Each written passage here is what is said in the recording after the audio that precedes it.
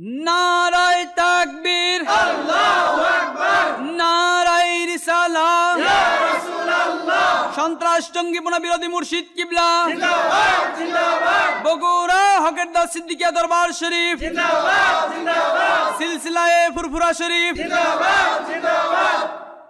আসসালামু আলাইকুম ওয়া রাহমাতুল্লাহি ওয়া বারাকাতুহু। এই জন্য মৃত্যুর ভয় আল্লাহওয়ালা করবে না, যারা আল্লাহওয়ালা নয় তারা মৃত্যুর ভয় করবে।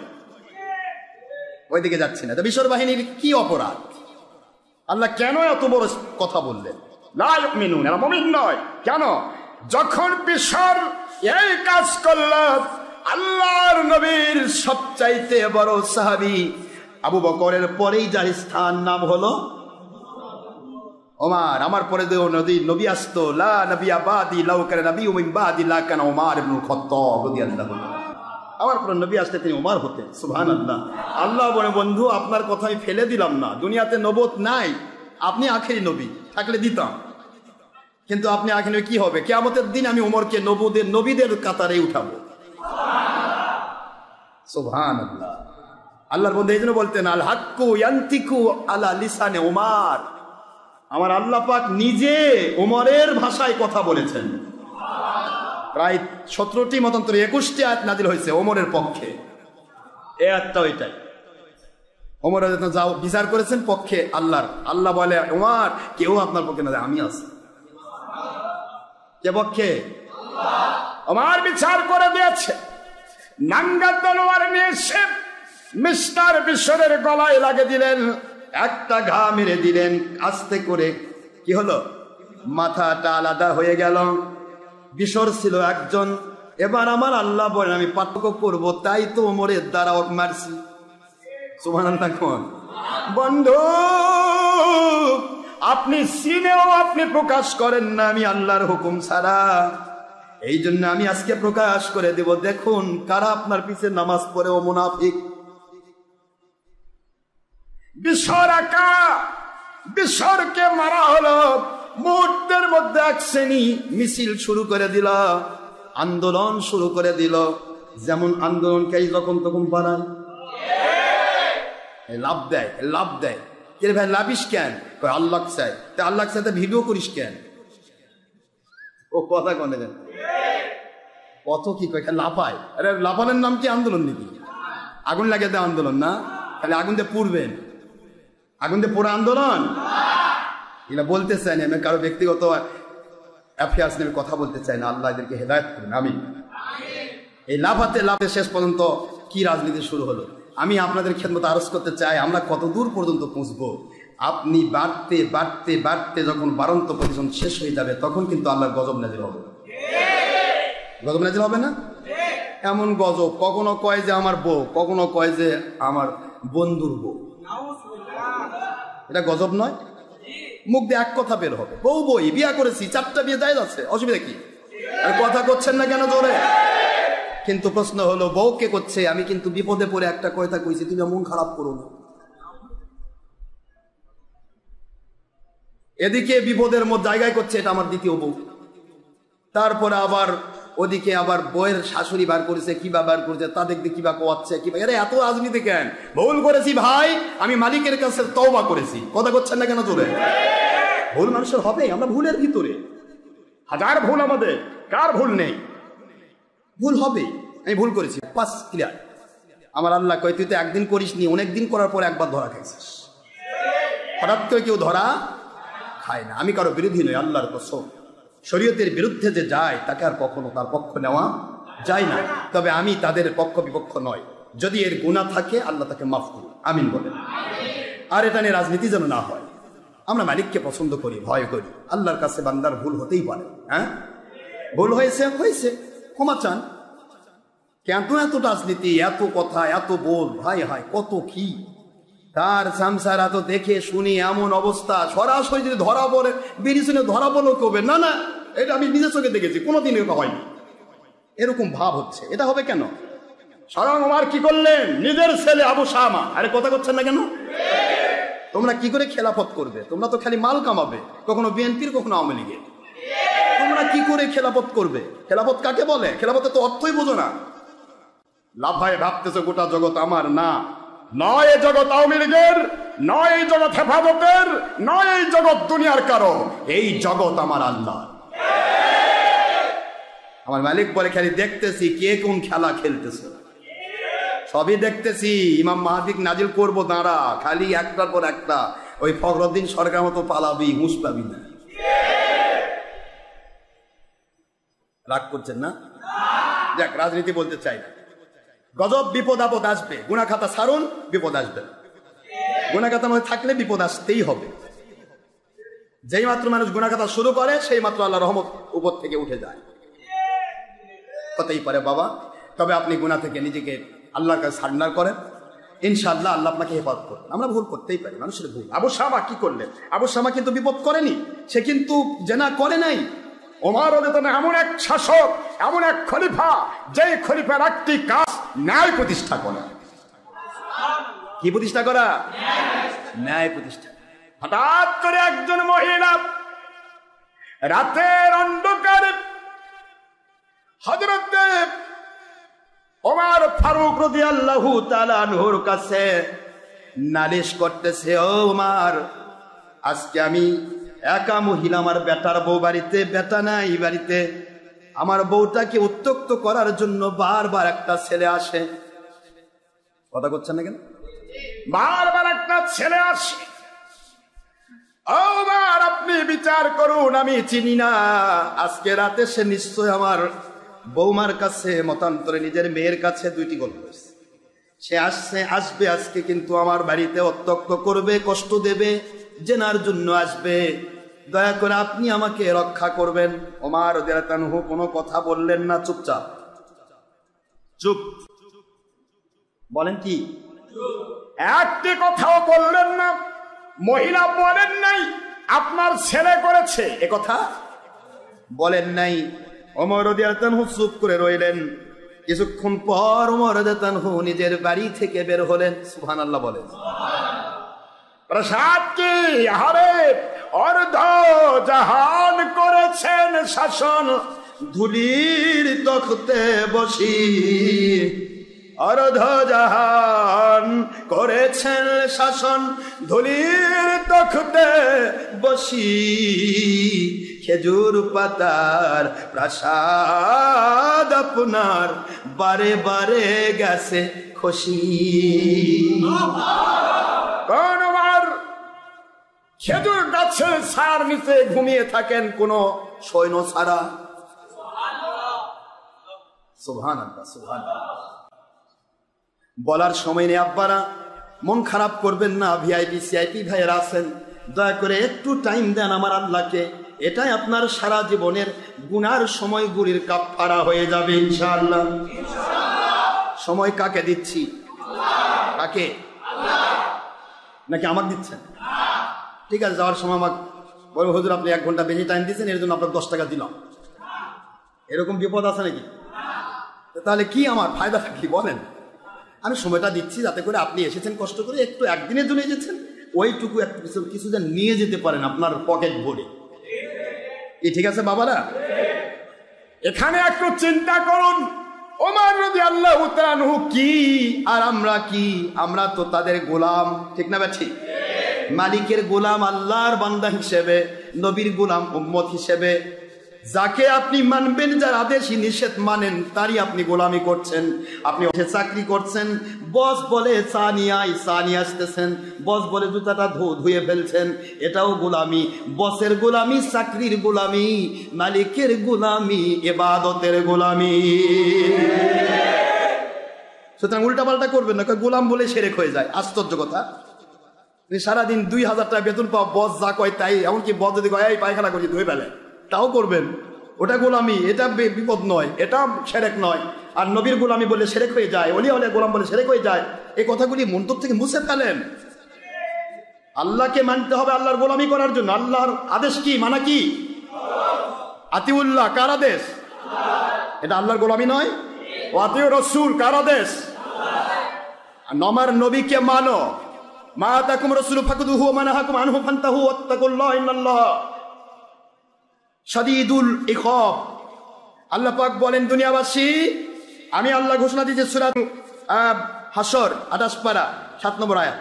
আল্লাহ বলেন ওমা আতাকুমুর রাসূলু ফাকুদুহু মা নাহাকুম আনহু ফান্তাহু ওয়াত্তাকুল্লাহ ইন্নাল্লাহা শাদীদুল ইকাব। আল্লাহ বলেন দুনিয়াবাসী আমার নবী যা আদেশ করেন তা মানো, যা নিষেধ করেন তা ছাড়ো। নবীর আদেশ মানে নবীর গোলামি নয়, নবীর নিষেধ ছেড়ে দেওয়া নবীর গোলামি নয়।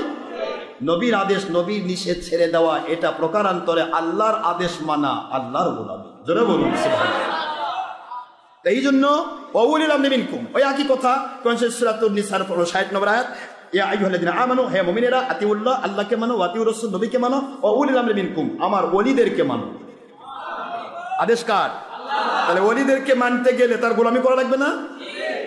তাহলে এই গোলামিটা যে করছেন এটা ওলির গোলামি নয়, এটা আল্লাহর গোলামি। কারণ এই ওলির গোলামি করতে বলেছে কে? নবীর গোলামি করতে বলেছে কে? আল্লাহর আদেশ মানা কি? তাহলে আল্লাহকে মানা। এখানে কেন ভুল করব আমরা? এক এক জিনিস এক এক জায়গাতে আমরা বের পাকে রাখছি, বের পাকে রাখছি। বেরের দরকার নেই বাবা, ডাইরেক্ট করেন। নবী পর্যন্ত আল্লাহ পর্যন্ত পৌঁছতে কোনো দালাল লাগে না, ডাইরেক্ট বলে নবী, নবী লাগে না, দালাল লাগে না। কি বড় বড় হুজুরের নিংটি আপনারা ধরেছেন, তাকে আবার সাবস্ক্রাইব করেন, তাকে আবার ভিউ করেন, তাকে আবার লাইক দেন। আল্লাহ কয় বাহ ভালোই তো রে, নবীর দুশ্মনকে লাইক মানে নবীর বিরুদ্ধে লাইক, তাহলে নবী ডিসলাইক। কথা করছেন না কেন জোরে? নবীর বিরুদ্ধে আমাকে লাইক করতে পারবেন? আমাকে যদি নবীর বিরুদ্ধে লাইক করেন তাহলে নবী ডিসলাইক হবে। আমাকে নবীর পক্ষে লাইক করলে নবী লাইক হবে। এ করছেন নবী আমাদের নবী বলে লাগবে না, আল্লাহ পর্যন্ত পুঁছতে বলে কোনো দালাল লাগে না। এই কথা যে বলে তাকে আপনি লাইক করতে পারবেন? নবীর মহব্বতের কথা কোরআন হাদিসে নাই? আছে? কোরআন হাদিসে আছে। আল্লাহ বলতেছেন নবীর জীবনের চাইতে বেশি ভালো না বাসলে সে মুমিন নয়। সূরা আহজাব 6 নম্বর আয়াত। কথা হচ্ছে না কেন? তাহলে আল্লাহর ভালোবাসা নবীর ভালোবাসা, নবীর ভালোবাসা আল্লাহর ভালোবাসা। নবী সৃষ্টির শ্রেষ্ঠ আর আল্লাহ স্রষ্টা, খলিক, মালিক, রব। ঠিক না ঠিক? এখন প্রশ্ন বাবারা, এগুলি বুঝতে হবে, এগুলি জানতে হবে। না জানলে আপনাকে ভুল তথ্য দিয়ে বিপদে ফেলবে। আপনার ইমানটুকু আছে সেটাও কেড়ে নেবে। নামাজ তো পড়বেনি, রোজা তো রাখবেনি, হজ তো করবেনি, যাকাত তো দিবেনি, কিন্তু এগুলি সব কবুল হওয়ার জন্য ইমান শর্ত। আপনি প্রতি মাসে 5 কোটি রাখেন আর 5 লাখই রাখেন আর 5,000 রাখেন, ব্যাংকে রাখতে গেলে একটা অ্যাকাউন্ট লাগবে না এমনি রাখবেন? অ্যাকাউন্ট সারা রেখে দেন, 5 বছর পর বলবেন যে আমি তো মেলা টাকা রাখছি, দেন এখন কই অ্যাকাউন্ট নম্বর কত? কোন নম্বর নেই, কত একটা অ্যাকাউন্ট নেই। কথা বলছেন না কেন? তো অ্যাকাউন্ট হচ্ছে নবী প্রেম, মহব্বত, এটা ইমান। ইমান আছে, আপনি যেটাই রাখবেন সেটাই কামে লাগবে। সুবহানাল্লাহ। তো যাই হোক, আমি বাড়াচ্ছি, অনেক কষ্ট, আমি সময় পাচ্ছি না, আসলে আমি আগাতে পারছি না। আপনি মনে হয় কষ্ট দিচ্ছি, কষ্ট দিচ্ছেন আব্বা না? কষ্ট নিয়ে আমি এখনই নামাজ শুরু করবো, কারণ আমি যে টাইমটা দিচ্ছি শুধুমাত্র আপনাকে আল্লাহওয়ালা বানানোর আশায়। আমি মুখী না, আল্লাহর কসম, আমি কেউ নই, আশরাফ সিদ্দিকী কেউ নয়, এ আল্লাহর গোলাম। যদি আমার মালিকের পক্ষে আপনাকে কথা বলতে পারি তাহলে আমার পাওয়া। মালিকের বিপক্ষে আমি কোনো কথা বলবো না, ইনশাআল্লাহ বলবো। আমার মালিকের গোলামি করবো। আমরা কেউ না, আমার মতো হাজার হাজার মৌলবীকে আল্লাহ মুহূর্তের মধ্যে কবর বানাতে পারে, আমার মতো হাজার হাজার মানুষকে আল্লাহ তৈরি করতে পারে মুহূর্তের মধ্যে, 1 সেকেন্ড লাগবে। তো কাজে এখানে আমাদের কিছু নেই বাবা। যতটুকু বকবক করি, যা কিছু করি, আর যাই মন খারাপ করেন আর যাই কিছু করেন, আমি মরে গেলে বুঝবেন যে লোকটা এত পেঁচাল পারত কেন। আমার পেঁচালের মূল উদ্দেশ্য, একটি লোক নতুন এসেছেন, একদিন সবক নেন, আর কোনোদিন আসেন না, আমার দরকার নাই। আপনাকে আমি মাল কামায় ধান্দায় বসি নাই। আজকে একদিন পুরা ইসলামের হিসাবটা নিয়ে চলে যান যে ইসলাম নিয়ে এখন কি চলছে, কোনটাকে আপনি ইসলাম বলছেন। ইসলাম কাকে বলে? ইসলাম শুধু নামাজের নাম? নামাজ, রোজা, হজ, যাকাত সব কিছুকে স্বীকার করে শিয়া। শিয়ারা কি মুসলমান? কাদিয়ানি কি মুসলমান? কথা কন না কেন? রাফেজি মুসলমান? মুজাসসিমা, মুশাব্বিহা, তো কিছু আছে বর্তমানে আরো পার হয়েছে, ওনার নাম করলে তো আরো খুশি হবেন। ওহাবি, খারেজি, কথা কোনো দেখেন ওই হুজুর ওই খালি কয় বারে, খালি কয়, এটা কই বল না কেন, কইতে তো হবেই, না বললে তো আপনি চিনবেনই না কোনটা কি জিনিস। নিজেকে বাঁচানোর জন্য আমরা কত রাজনীতি করছি। সাহাবাই কেরামের চরিত্রে চলে আসি, বিপদ হতেই পারে, আমার ভুল হয়েছে, হয়ে যাক, আল্লাহ ভুল করেছি, আল্লাহ মাফ করেন, আল্লাহ যদি দয়া করে বাঁচান আলহামদুলিল্লাহ, না চলে শরীয়তে যা ফায়সালা আছে নিয়ে যাব। দুনিয়াতে আমি শরীয়তের ফায়সালা নিয়ে জান্নাতে যেতে চাই, জাহান্নামী হয়ে মরতে চাই না। অসুবিধা আছে? বুখারী মুসলিমের হাদিস পড়েন আপনারা। একজন মহিলা সত্য মানুষ নবীজির দরবারে সে বললেন, আল্লাহর বন্ধু আমি জিনা করেছি। কি করেছি? আর নবী তো সুপ্রিম কোর্টের আদালতের প্রধান বিচারপতি, সুবহানাল্লাহ বলবেন না? আল্লাহর বন্ধু জিনা করেছি, ভুল করেছি, দয়া করে আমাকে আমার উপর জিনার হদ জারি করে দেন। জিনার হদ মহিলা ভালো করে জানতো, তাকে পাথর মেরে শেষ করে দেবে। কি করে দিবে? মহিলাকে আল্লাহর বন্ধু বললেন, তোমার পেটে সম্ভবত সন্তান আছে। মহিলা বললেন, আল্লাহর বন্ধু ঠিক বলেছেন, আমার পেটে সন্তান। নবীজি বললেন, তোমাকে আমি জেনার দায় বর্তাতে পারি, তোমার সন্তানের উপরে বর্তাতে পারবো না। বাড়িতে চলে যাও মহিলা, বাড়িতে চলে যাও, যখন সন্তান চলে আসবে দুনিয়ায় তখন দেখা করো। এ কথাও নবী বলে নাই। হুজুর বললেন, তুমি জিনা করেছো, বিপদ করেছো, তোমাকে মারতে গেলে সন্তানও মারা যাবে, সন্তান মারতে পারবো না। আল্লাহু আকবার বলে। বাড়িতে চলে যাও। মহিলা বাড়িতে চলে গেল। সন্তান যখন চলে এসেছে পেটের ভিতর থেকে বাহিরে, মহিলা আবার নবীর দরবারে আসে, ও আল্লাহর বন্ধু, সন্তান থেকে আলাদা হয়ে গেছি, এবার আমাকে সঙ্গে সার করে পাথর মেরে শেষ করে দেন। জাহান্নামে যেতে চাই না, কিন্তু দুনিয়াতে আমি বিপদে পড়ে আমার আল্লাহর আইন মেনে জান্নাতে যেতে চাই। বিচার। আল্লাহর বন্ধু আমাকে দয়া করে কোরআনের আইন বাস্তবায়ন করেন। মহিলা বলেন, যেই মাত্র হুজুর বললেন এই সন্তানটার দুধের দায় আছে তোমার উপর, কমের পক্ষে 2 বছর। কত বছর? 2 বছর সন্তানকে দুধ পান করানোর দায়িত্ব থেকে তোমাকে আমি আলাদা করে দিতে পারি না, পারি না, পারি না। ও মহিলা, যাও যাও, সন্তান যখন খাবার খাওয়া শিখবে, দুনিয়াবি খাবার, তখন একটা কিছু করা যাবে। মহিলা বাড়িতে চলে গেল। কত সুযোগ দেওয়া হলো, ইচ্ছা করলে পালিয়ে যেতে পারত, ইচ্ছা করলে যে কোনো জায়গায় যেতে পারত, তাকে জোর করে ধরে আনা হতো না।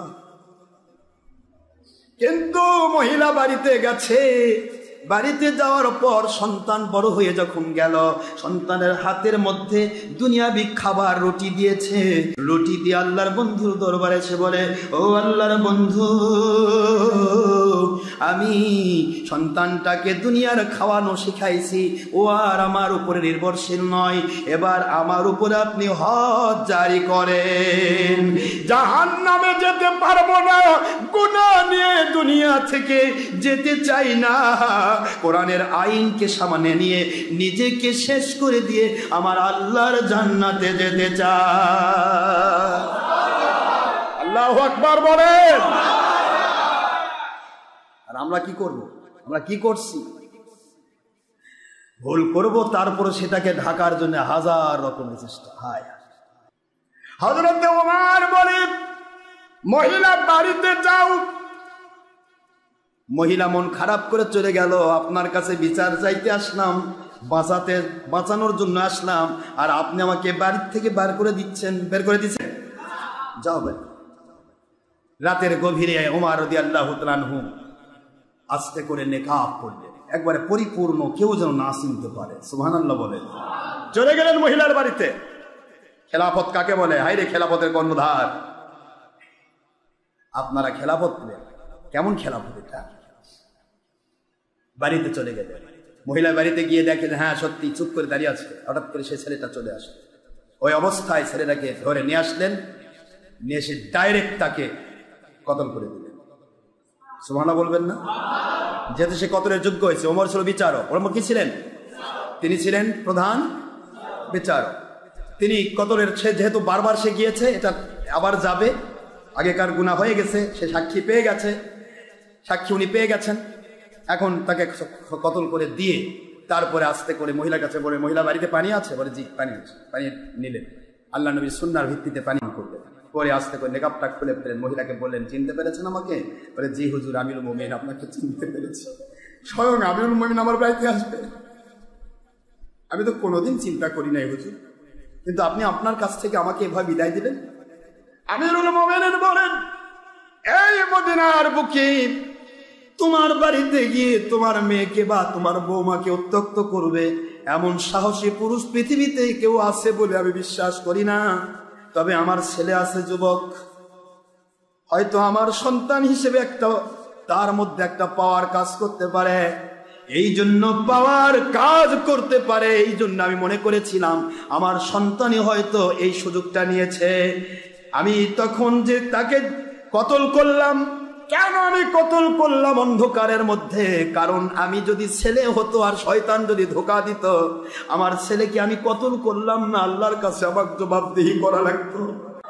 এই জন্য বৃদ্ধা মহিলা, আমি নিজে অন্ধকারের মধ্যে ছেলেটাকে কতল করলাম আর তোমার কাছে পানি খেয়ে ফিরি হলাম। এই জন্য আমি তার চেহারা দেখলাম, আমার ছেলে নয়, এ যাযাবর। সুবহানাল্লাহ বলে, আমার ছেলে নয়, আমার ছেলে নয়। নিজের ছেলে মনে করেও তিনি কতল করতে প্রস্তুত। সুবহানাল্লাহ, সুবহানাল্লাহ। এ হলো খেলাফতের খলিফা। আর আবু শামা সম্পর্কে যে মিথ্যা কথা বলা হয়েছিল, তাকে বলা হয়েছিল যে আপনার ছেলে জেনা করেছে।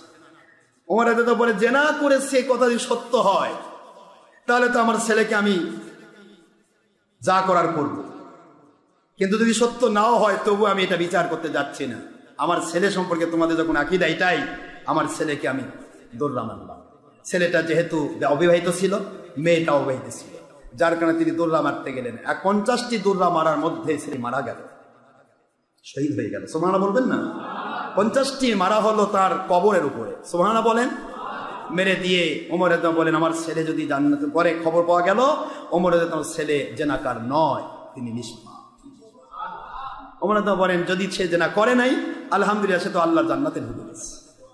কিন্তু আমি ওমর, কিয়ামত পর্যন্ত আমার শাসন বিচার মানুষ দেখে দেখে বিচার করবে। নিজের ছেলেও যদি অপরাধী হয় তাকে ছাড় দেওয়ার অধিকার ইসলামে দেওয়া হয় নাই। সুবহানাল্লাহ বলে, এর ইসলাম। আমি আপনাদের কষ্ট দিচ্ছি বাবারা? অবিসর বাহিনী তারা নবীজির পিছে নামাজ পড়তো, কিন্তু অপরাধ কি? ফালা ওয়া রাব্বিক, নবী গো আপনার রবের কসম, লা ইউমিনুন, ওরা মুমিন নয়, ওরা মুমিন নয়। কে কারা মুমিন নয়? কারা? এই কারা কারা বিশর তো একা। বিশর যখন মারা গেল, তাকে কতল করা হলো, তখন তার পক্ষ হয়ে 300 জন লোক মিছিল শুরু করলো। এই মিছিল বাহিনী হলো বিশরের পক্ষের মানুষ। এই জন্য সবাইকে এক জায়গায় করলেন। আমার আল্লাহ বলেন, লা ইউমিনুন, এরা আপনার পিছে নামাজ পড়ে, আপনার সাথে রোজা রাখে, আপনার সাথে হজ করে, যাকাত দেয়, সমস্ত আমল করে, আপনার দেওয়া ফায়সালা বিনা চুচেরায়, বিনা সন্দেহে, বিনা যুক্তি তর্ক সেটিং করে, ওরা যদি অন্তরে সন্তুষ্টি নিয়ে আমি আল্লাহকে ভালোবেসে নবীর মহব্বত, নবীজি পাক সাল্লাল্লাহু আলাইহি ওয়াসাল্লাম আপনার দেওয়া ফায়সালা মেনে নিতে না পারে, ওরা আপনার পিছে কাবা ঘরে মদিনাতে যদি নামাজও পড়ে, ওরা পাকা মুসলমান দাবি করুক, সাহাবী দাবি করুক, আমি নিজে কসম করে বলছি কখনোই নয়। নবীজির ফায়সালা যারা মানে না, যুক্তি তর্ক দিয়ে উল্টা পাল্টা করতে চায়, লা ইউমিনুন, ওরা মুমিন নয়, ওরা বেঈমান। লা ইউমিনুনা হাত্তা ইউহাক্কিমুকা ফীমা শাজারা বাইনাহুম সুম্মা লা ইয়াজিদু ফী আনফুসিহিম হারাজাম মিম্মা কাদাইতা ওয়া ইউসাল্লিমু তাসলিমা।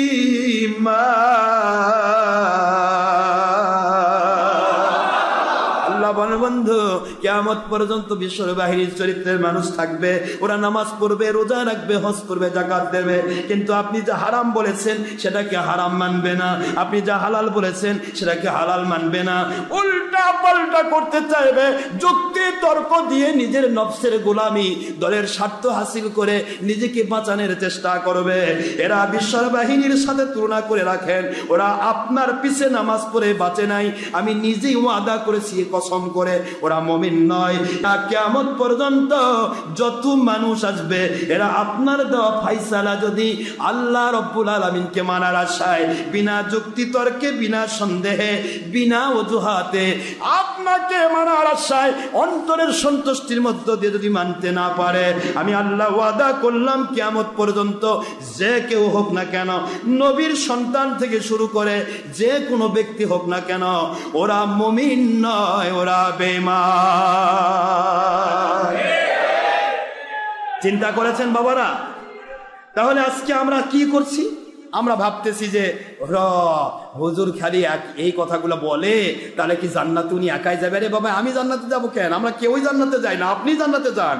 আমি তো এই জন্যই বলতেছি, শুধুমাত্র আমরা ভুলটা আমরা শুধু সংশোধন করার চেষ্টা করি। ভুল তো হবে, ঠিক না বাবারা? ভুল হবে, এই ভুলগুলি বুঝে দেওয়ার জন্যই।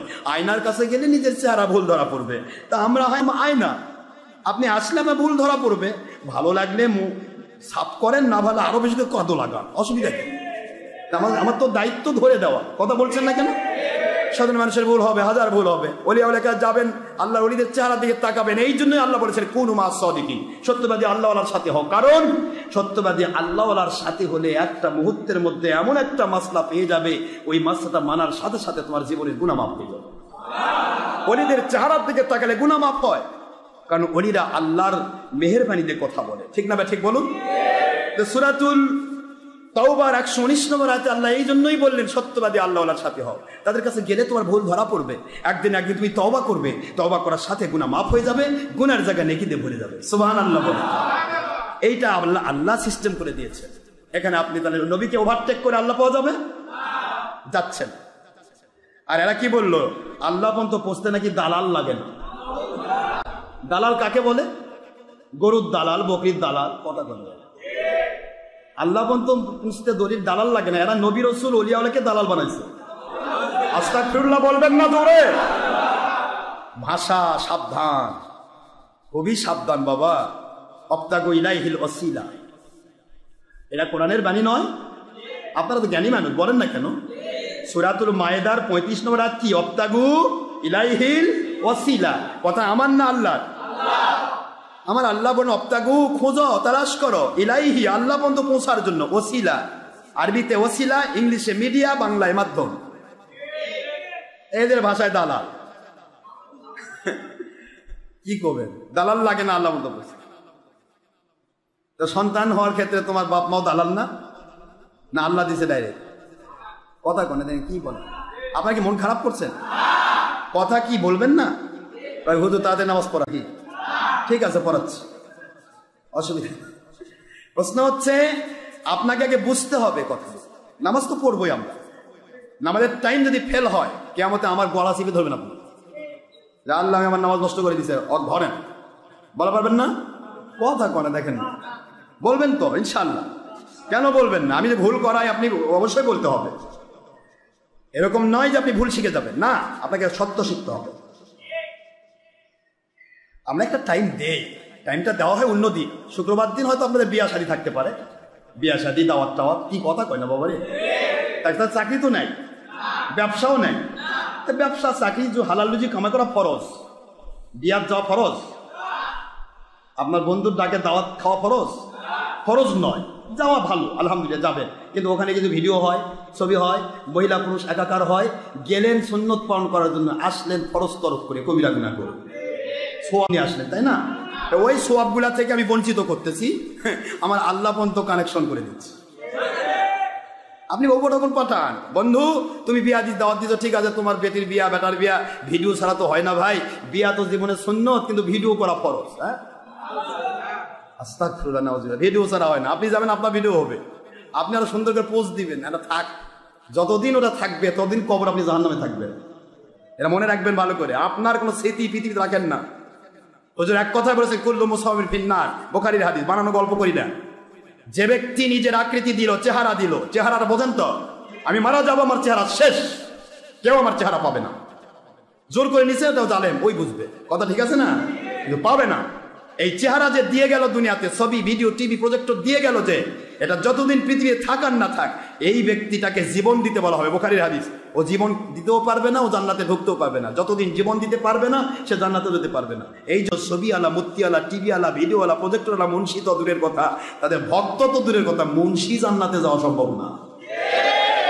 কারণ ছবির মধ্যে কেউ কি জীবন দিতে পারবে? পারবেন কোনোদিন? কিন্তু নবী ডাইরেক্ট নবী যে ওহীতে বলেছেন, ওহী যতদিন সে জীবন দিতে না পারবে ততদিন সে জাহান্নামে থাকবে। জীবন দেওয়া সম্ভব হয় না, জান্নাতে যাওয়া সম্ভব হয় না। কথা কি বুঝতে পেরেছেন? তো কাজে এগুলি দেওয়া যাবে না। আপনি যে যে যাচ্ছেন যান, অসুবিধা নাই, কিন্তু সাবধান, নিজেকে সেভ করেন, সেভ করেন। জুলুম করে কেউ তুলে নিয়েছে, এটার দায় সে বহন করবে। আমি আগে বলেছি, জুলুম করবে যে সে জালেম, চুরি করে নিয়েছে সে চোর, চুরি করে ছবি নিল, ভিডিও নিল, আমি দায়ী হব? কিন্তু নিজে দিবেন না, সাবধান বাবারা। এই যে ভিডিও, আপনি বিবাহ, আর একটা বিবাহ অনুষ্ঠানে কতগুলি ভুল। একটা মানুষ বিবাহ করাচ্ছে, বিবাহটা সুন্নত, বিবাহ কি সুন্নত, যদি জেনা করার সম্ভাবনা থাকে তখন ফরজ হয়ে যায় স্বাভাবিকভাবে। কি আর নিকাহু সুন্নতি, বুখারীর হাদিস, বিবাহ আমার সুন্নত। কার সুন্নত? নবীজি। কার বাবার কথা বলছেন? তাহলে সুন্নত একটা। এই বাড়িতে সারা দিন রাত 24 ঘন্টা 7 দিন ধরে গান বাজনা কি ফরজ? মহিলা পুরুষ একসাথে নাচানাচি করা ফরজ, ভিডিও করা ফরজ। কোনটা ধরবো আমি? বিবাহ কোন তো দেখি। তাহলে ওই বিয়ার যাওয়ার সাথে এখানে বসে থাকে 1 ঘন্টা টাইম পাঠানো ভালো। এই 1 ঘন্টা আপনার নাজাতের ওসিলায় থাকবে।